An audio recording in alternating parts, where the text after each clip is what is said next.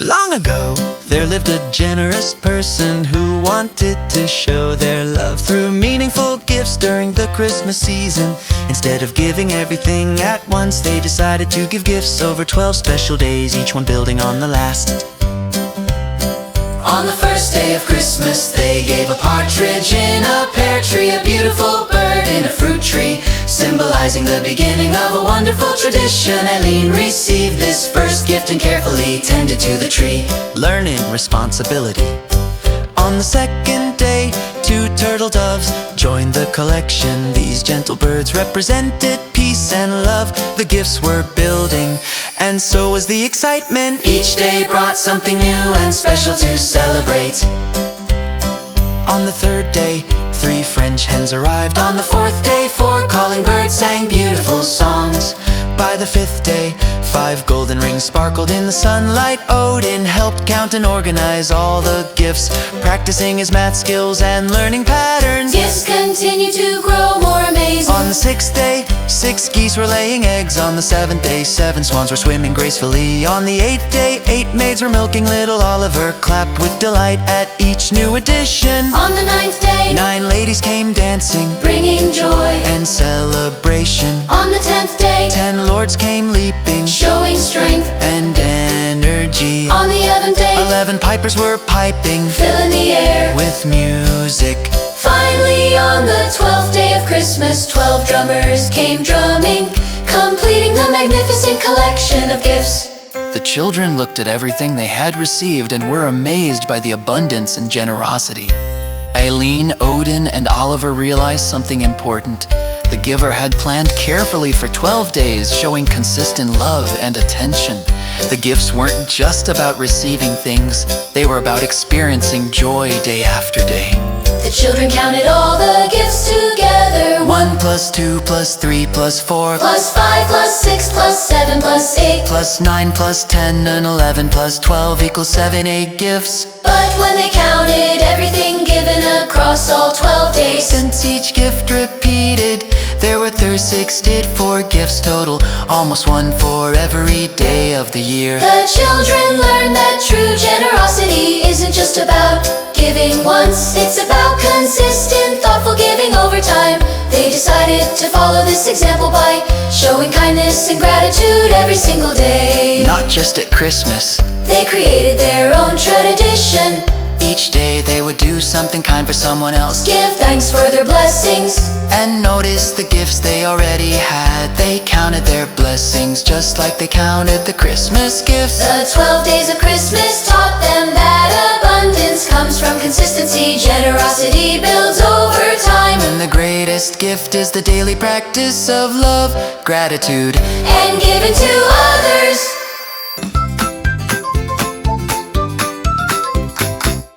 Don't forget to subscribe. Thank you. Hi friends! Are you ready for a really special Christmas story? This is a story about someone who didn't like Christmas at first. Can you imagine not liking Christmas? Let's find out what happened. Way up high on a mountain called Mount Crumpet, there lived someone called the Grinch. The Grinch lived all alone in a dark cave. Do you know what alone means? It means he had no friends to play with. That sounds sad, doesn't it? Have you ever felt lonely? How did that feel? Now, the Grinch had a very special thing about him. His heart was 2 sizes too small. That doesn't mean his real heart in his chest. It means he didn't feel much love or happiness inside. And you know what? The Grinch really didn't like Christmas. Down below the mountain was a happy little town called Whoville. Let's say that together. Whoville. Good job, in Whoville lived the Whos. These were very happy people who love Christmas. In Whoville there were children just like you. There was Eileen, who loved to help decorate. There was Odin, who wrapped presents with colorful paper. And there was little Olivia, who was learning Christmas songs. Can you sing? Maybe later we can sing together. What's your favorite thing about Christmas? The Who's were getting ready for Christmas. They were hanging lights, Twinkle, twinkle. They were wrapping presents. Rustle, rustle. They were baking cookies. Yum, yum. everyone was so excited and happy. But guess what? Up on the mountain, the Grinch could hear all the happy sounds, and it made him so grumpy. He put his hands over his ears and said, I hate all that noise, I hate all that joy. The Grinch was very grumpy. Have you ever felt grumpy? Then the Grinch got a terrible, awful, very bad idea. He said, I know what I'll do. I'll stop Christmas from coming. I'll take away all their presents and decorations. Oh no, that's not a nice plan, is it? Do you think taking things that don't belong to you is okay? No, that's right. So the Grinch dressed up like Santa Claus. He made his dog Max pull a sleigh, just like Santa's reindeer. Then on Christmas Eve, when everyone was sleeping, the Grinch sneaked down to Whoville, tiptoe, tiptoe, very quiet. The Grinch went into the houses through the chimneys. Whoosh! He took the presents from under the trees. He took the stockings hanging by the fireplaces. He even took the food for Christmas dinner. He took everything. The Grinch put it all in his big bag. When he got to Eileen, Odin, and Olivia's house, he took their presents too. He took Eileen's new books. He took Odin's toys. He even took little Olivia's teddy bear. That was very mean, wasn't it? After taking everything from every house in Whoville, the Grinch climbed back up Mount Crumpet. He was carrying a huge bag full of all the Christmas things. He was so sure that this would make the Who's sad and stop their Christmas. The sun started to rise, it was Christmas morning. The Grinch waited at the top of the mountain. He expected to hear the Who's crying. They're gonna be so sad, he thought. And then I won't have to hear their happy noise anymore. But then, something amazing happened. Can you guess what? The Who's woke up and saw that all their presents were gone. All their decorations were gone. All their food was gone. Everything was gone. Eileen looked where her presents should be. Odin saw the empty Christmas tree. Little Olivia couldn't find his teddy bear. But do you know what happened next? What do you think the Who's did? Did they cry and give up? No, the Who's came outside and held hands. They stood together in the town square, and then they started to sing. They sang their Christmas songs even without presents. They were still happy. Eileen smiled at her brothers and said, we still have each other. Odin said, that's what really matters. Little Olivia clapped his hands and said, we can still be happy. And all the Who's sang together for Who forays. Da Who dorays, welcome Christmas, come this way. Up on the mountain, the Grinch heard the singing. His mouth dropped open, he was so confused. How can they be singing? He thought they don't have any presents. They don't have any decorations. How can they still be happy? And right then, the Grinch learned something very important. Christmas doesn't come from a store. Christmas isn't about presents and things. Christmas is about love. It's about family. It's about being together and being kind to each other. What makes you happy at Christmas? Is it the presents, or is it being with people you love? When the Grinch understood this, something happened. Can you guess?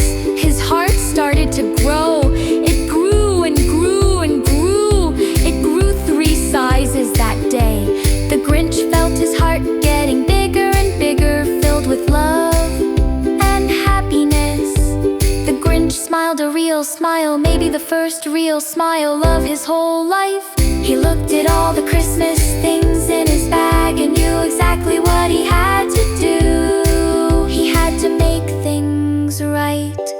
So the Grinch loaded everything onto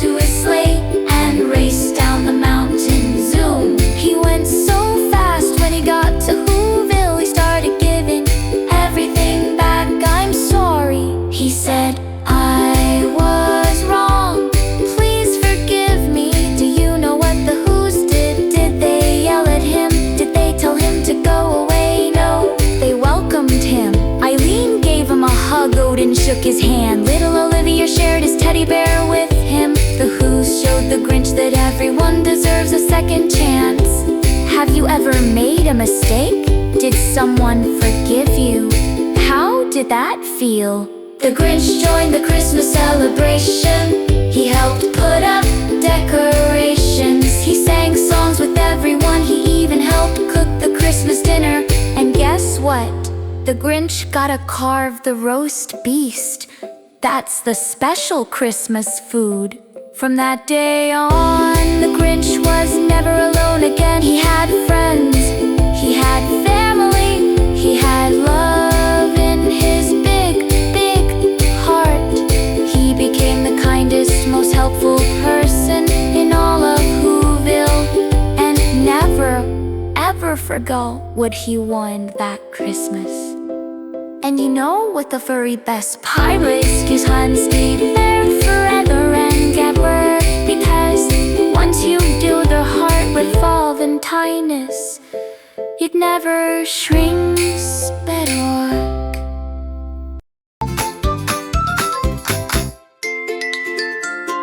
At the North Pole, Santa had a team of reindeer who were proud and strong. There was Dasher, Dancer, Prancer, Vixen, Comet, Cupid, Donner, and Blitzen. They trained hard every day to pull Santa's sleigh on Christmas Eve.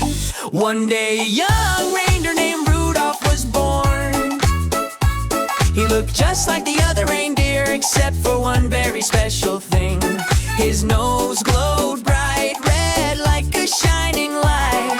At first his parents thought it was wonderful and unique. But when Rudolph tried to join the other young reindeer in their games, they laughed at him, they called him names, and wouldn't let him play in any reindeer games. Rudolph felt sad and different. He wished his nose was just like everyone else's. Down in the world below, Eileen, Odin, and Oliver were learning about being kind to others who seemed different. Their parents taught them that everyone has special gifts, even if those gifts don't look the same as everyone else's. Back at the North Pole, Rudolph kept practicing and training on his own. Even though the other reindeer excluded him, he didn't give up. He worked hard to become strong and fast. He believed that someday his chance would come. On Christmas Eve, a terrible rolled in. It was so thick that Santa couldn't see anything. The other reindeer tried to guide the sleigh, but they couldn't see through the fog. Santa was worried, how would he deliver presents to all the children? Then Santa saw Rudolph standing nearby, his nose glowing brighter than ever. Suddenly Santa had a brilliant idea. That special nose that made Rudolph different was exactly what was needed to save Christmas. Santa called out, "Rudolph, with your nose so bright, won't you guide my sleigh tonight?" Rudolph couldn't believe it. The thing that made him different, the thing others had laughed at, was now the most valuable gift of all. Rudolph proudly took his place at the front of the sleigh. His glowing red nose cut through the fog like a beacon.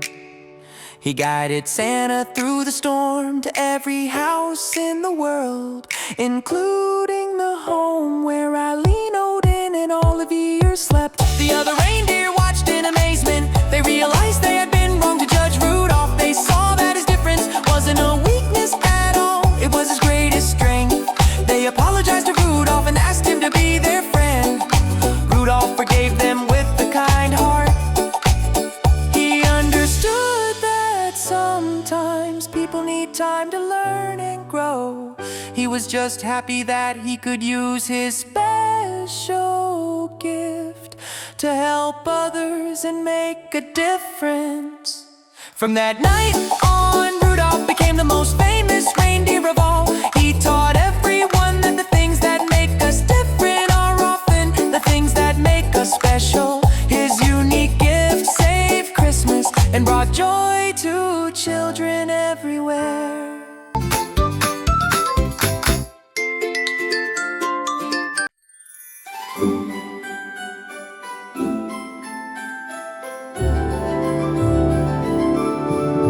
'Twas the night before Christmas when all through the house not a creature was stirring, not even a mouse. The stockings were hung by the chimney with care in hopes that Saint Nicholas soon would be there. The children were nestled all snug in their beds, while visions of sugar plums danced in their heads. Eileen, Odin, and little Olivia slept soundly, dreaming of the magical morning ahead.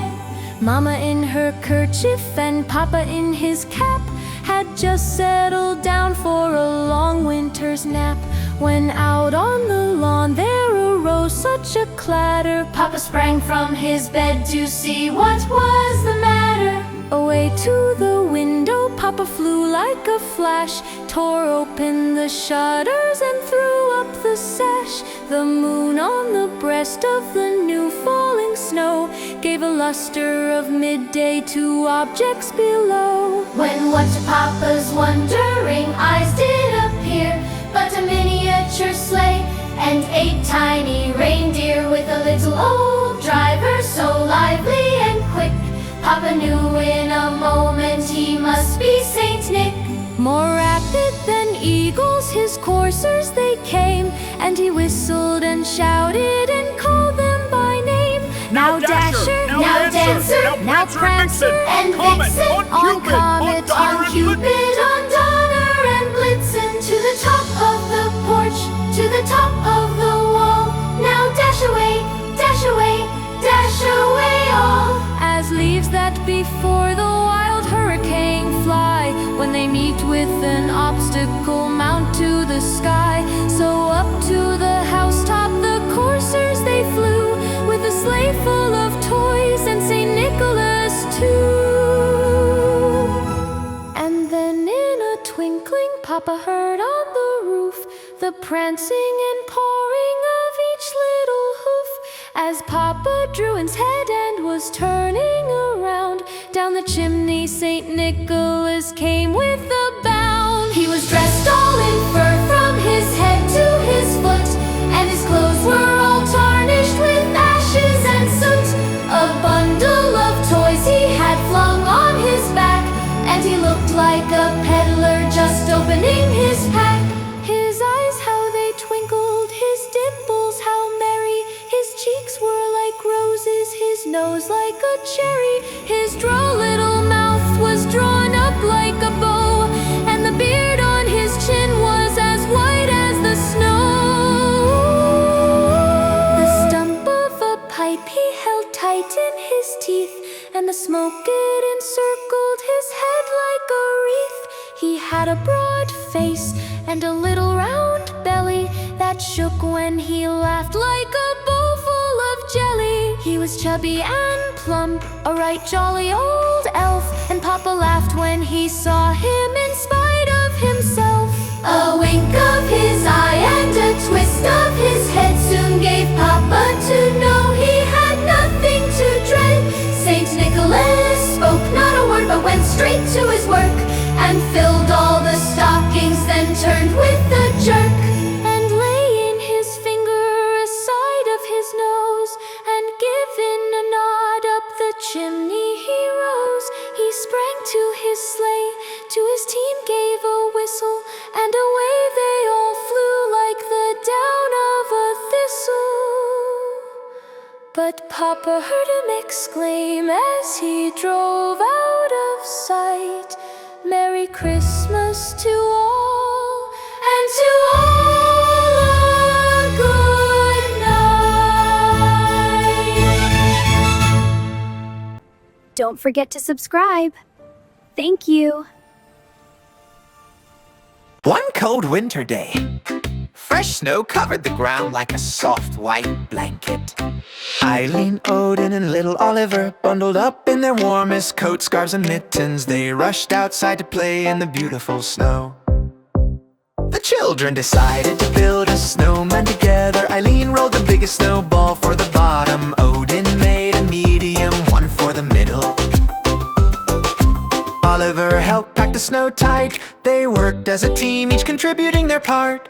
They found a carrot for his nose, 2 pieces of coal for his eyes, and small stones for his smile. Eileen placed a corncob pipe in his mouth. Odin wrapped a bright red scarf around his neck. But something was still missing. Then a kind magician passing by saw the children's wonderful snowman. He smiled at their hard work and creativity. He pulled out an old silk hat from his bag and said, "This snowman deserves something special." He placed a magical hat on the snowman's head. Suddenly, something amazing happened. The snowman began to move. His coal eyes sparkled with life. He looked around and said in a jolly voice, Happy birthday! The children couldn't believe their eyes. Their snowman was alive. The snowman introduced himself as Frosty.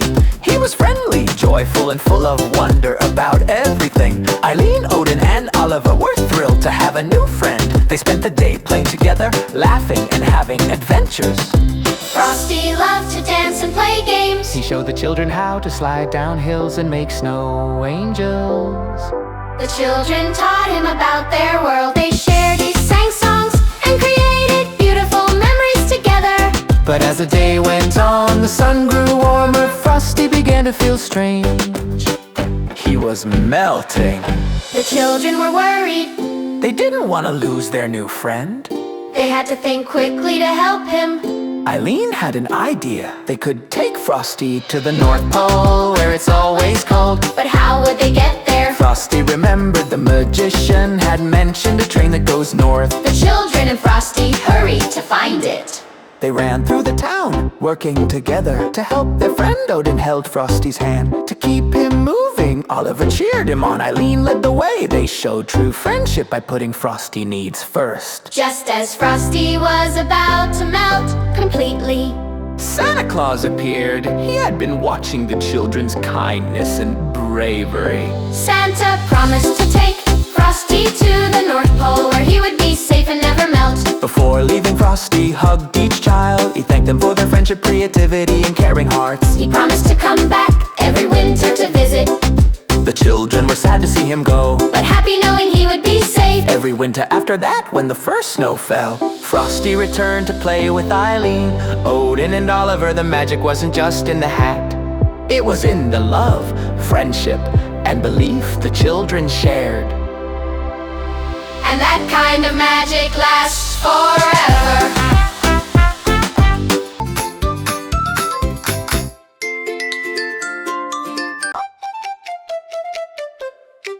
On Christmas Eve, Eileen lay in bed, thinking deeply. She was growing older and starting to wonder about the magic of Christmas. Some of her friends at school no longer believed in Santa Claus. She wanted to believe, but doubts crept into her mind that night as the clock approached midnight. Eileen heard a strange sound outside. It was unlike anything she had heard before. A deep, powerful rumbling. She rushed to the window and couldn't believe her eyes. Hey! A magnificent train was stopped right in front of her house. The train was beautiful and grand, with steam rising from its engine. A conductor stepped off and called out, "All aboard for the North Pole." Eileen's heart raced. This was her chance to find out the truth about Santa and Christmas magic. She quickly grabbed her robe and ran outside. The conductor smiled warmly and said, Well, are you coming? Eileen took a brave step forward and climbed aboard the Polar Express. Her journey of faith and discovery was about to begin. Inside the train, Eileen found other children Eileen who were also searching for answers. Some believed strongly, others had doubts like her. They all shared their thoughts and feelings as the train raced through the snowy night toward the North Pole. Eileen's own way. The train climbed mountains, crossed bridges, and traveled through magical winter landscapes. The conductor told them stories of wonder and possibility. He taught them that sometimes the most important things in life require faith, even when we can't see proof. Along the journey, Eileen helped other children who were scared or uncertain. She encouraged a shy boy to be brave. She helped a worried girl feel included. Even though she had her own doubts, she chose to lift others up. This showed true leadership. Finally, the Polar Express arrived at the North Pole. The children stepped off the train and saw the most amazing sight. Santa's village is real. Elves were working busily preparing for Christmas. The workshop glowed with light. was all true. Santa himself appeared, and the children gathered in the town square. Santa announced that he would give the first gift of Christmas to one special child. He looked around at all the children and chose Eileen because of her leadership, kindness, and her brave journey of faith. Santa asked Eileen what she would like. She thought carefully and asked for a bell from his sleigh, a symbol of belief and wonder. Santa smiled and gave her a beautiful silver bell that rang with the clearest, most magical sound she had ever heard. The conductor explained something important. At one time, most of my friends could hear the bell, but as years passed, it fell silent for them. It never stops ringing for those who truly believe. Eileen understood that belief isn't about age. It's about keeping wonder alive in your heart. On the journey home, Eileen held the bell carefully. When she arrived back at her house, she realized that her younger brothers, Odin and Oliver, were still asleep. She couldn't wait to share this amazing adventure with them and teach them about the power of believing. For the rest of her life, Eileen could hear the bell ring clearly. She taught Odin and Oliver to believe in wonder and possibility. The bell reminded them all that true believers keep their faith strong, stay curious about the world, and never stop believing in the magic of life.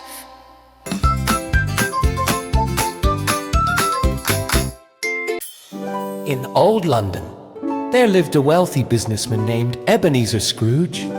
He owned a successful counting house and had plenty of money. But Scrooge was miserable, cold-hearted, and refused to help anyone. He cared only about making more money. Scrooge had an employee named Bob Cratchit who worked hard for very little pay. Bob had a family including children like Eileen, Odin, and a youngest son named Tiny Tim, who walked with a crutch and was very sick. Despite their poverty, the Cratchit family was loving and grateful. On Christmas Eve, Scrooge refused to give Bob extra coal for heat or time off for Christmas. When people asked for donations to help the poor, Scrooge turned them away coldly. He said that charity was a waste and that he had no time for Christmas cheer. That night, something extraordinary happened. The ghost of Scrooge's old business partner, Jacob Marley, appeared. Marley was wrapped in heavy chains, the chains he had forged in life. Through greed and selfishness, he warned Scrooge to change his ways or suffer the same fate.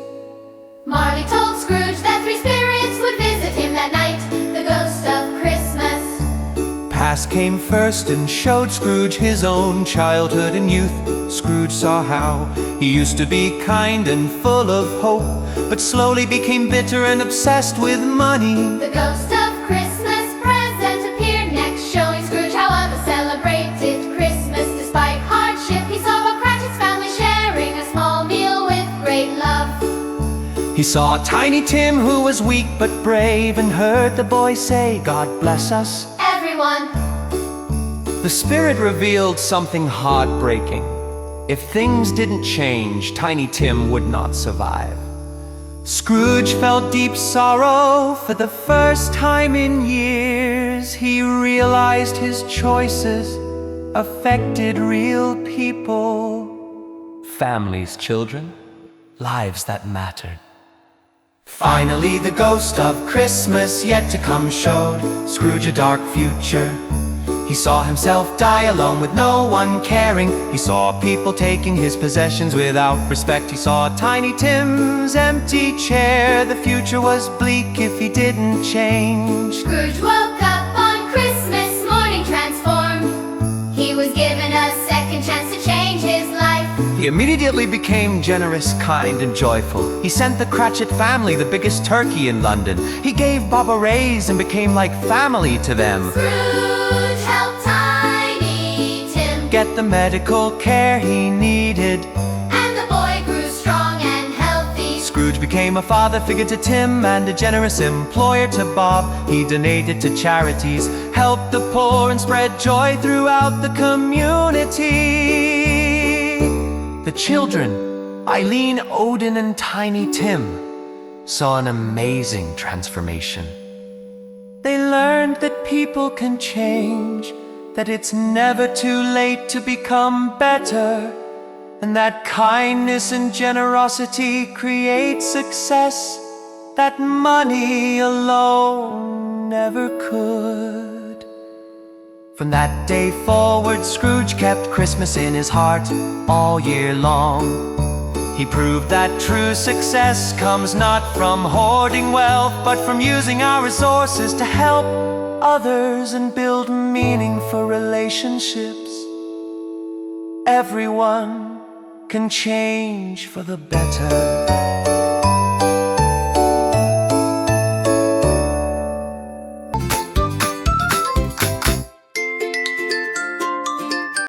Don't forget to subscribe. Thank you.